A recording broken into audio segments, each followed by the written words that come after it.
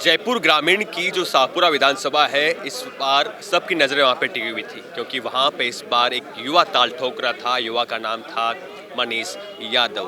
Congress party से सबसे बड़े मार्जिन के साथ जीत का आने वाला जो नाम है वो है मनीष यादव। सर, कैसी जीत रही है आपकी? काफ़ी बड़ा मार्जिन है शाहपुरा से। देखिए, मेरी जनता की जीत है, मेरे शाहपुरा के लोगों की जीत है, वहाँ के 36 कौम की वास्तव में जीत है। हमने लंबे समय तक जनता में संघर्ष किया, मेहनत करी, काम किया, प्रयास किया, जनहित के मुद्दों को उठाने का, जनता को न्याय दिलाने की बात रखी। विपरीत परिस्थितियों में हमेशा काम करके अपने आप को जनता के साथ रख करके हमेशा केवल जनहित को सर्वोपरि माना। उसका परिणाम जनता ने दिया है, तो ये सही मायने में जनता की जीत है। आपके सामने निर्दलीय थे आलोक बेनीवाल और बीजेपी से थे उपेंद्र यादव जो बेरोजगारों की बात करते थे, उनकी जमानत जब्त हो गई। देखिए, क्षेत्र की जनता निर्णय सही करती है और 5% जो मत है वो बीजेपी को मिले, जो राजस्थान में सबसे कम होंगे। निर्दलीय विधायक 5 वर्ष राज में रहे, निर्दलीय थे, लेकिन राज में उनको हिस्सेदारी मिली।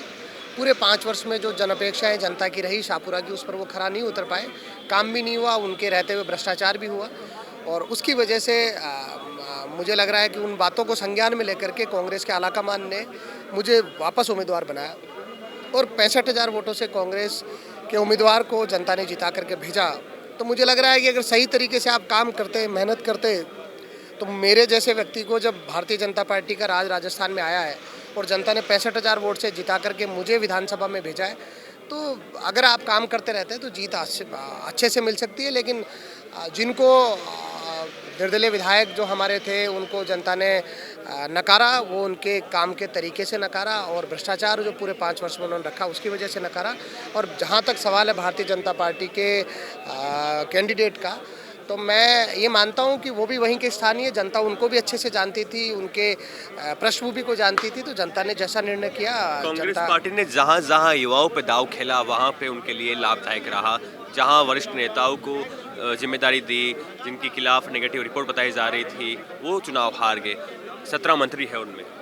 हाँ, मैं मानता हूँ कि अगर नौजवानों को और मौका दिया जाता, अच्छा अवसर दिए जाते, तो राजस्थान में और अच्छे परिणाम कांग्रेस पार्टी के लिए आ सकते हैं। आपका मानना है कि सीटों का बंटवारा ठीक तरह से नहीं हुआ? मुझे ऐसा लगता है कि बार बार आप वही चेहरे अगर आप जनता के बीच में भेजना चाहते हैं, जिनको जनता अपने प्रतिनिधि के तौर पे शायद नहीं रखना चाहती, नए प्रयोग होने चाहिए। और जो लोग वास्तव में राजनीति में काम कर रहे हैं, जो अच्छे से खड़ा होना चाहते हैं, राजनीति में अपना जीवन देना चाहते हैं, उन नौजवानों को अवसर मिलना चाहिए। सरकार बनने के बाद से सचिन पायलट और गहलोत में दूरियां रही, अनबन रहे, बयान कसे गए। बयान क्या थे वो मैं बताना जरूरी नहीं समझता हूँ।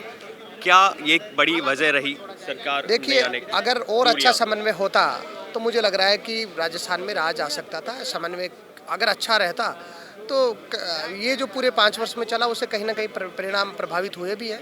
अगर आलाकमान सही समय पर सारी चीज़ों को और समन्वयता के साथ में रखते तो मुझे लग रहा है कि अच्छे परिणाम आ सकते। लोकेश शर्मा जो कि ओएसडी है मुख्यमंत्री के, वो कह रहे थे कि जो 25 सितंबर को घटना हुई थी उसमें हाईकमान अच्छा कुछ फैसला करता तो कुछ और तस्वीर देखने को मिलती। देखो, लोकेश शर्मा जी ओएसडी हैं मुख्यमंत्री जी के और उन्होंने कुछ कहा है तो वो जांच का विषय है। वो उनको जो उन्होंने लिखा है मैंने भी पढ़ा, तो मुझे लग रहा है कि कांग्रेस पार्टी उसको देखे, चीज़ों को समझे कि कैसे क्या रहा है। वो पार्टी का निर्णय, पार्टी आलाकमान उस पर बात करे। पार्टी आलाकमान का निर्णय है। ये हमारे साथ थे मनीष यादव जिन्होंने कहा कि जो समन्वय था, जो तालमेल था अशोक गहलोत सचिन पायलट में और अच्छा होता तो शायद कांग्रेस पार्टी राजस्थान में रिपीट हो जाती। लेकिन दोनों के रिश्तों में खटास रही, दूरियां रही, जो मतभेद थे, उनकी लगातार जो खाई थी वो गहरी होती गई और इन खाई को भरने का काम हाईकमान ने करने की कोशिश की, लेकिन वो नाकामयाब रहे। देखना होता है कि कांग्रेस पार्टी कैसे इस चोट को अपने लिए काम करने का करती है। बने रहिए हमारे साथ। कैमरा साथी योगेंद्र सिंह के साथ मनीष गौड़, जयपुर।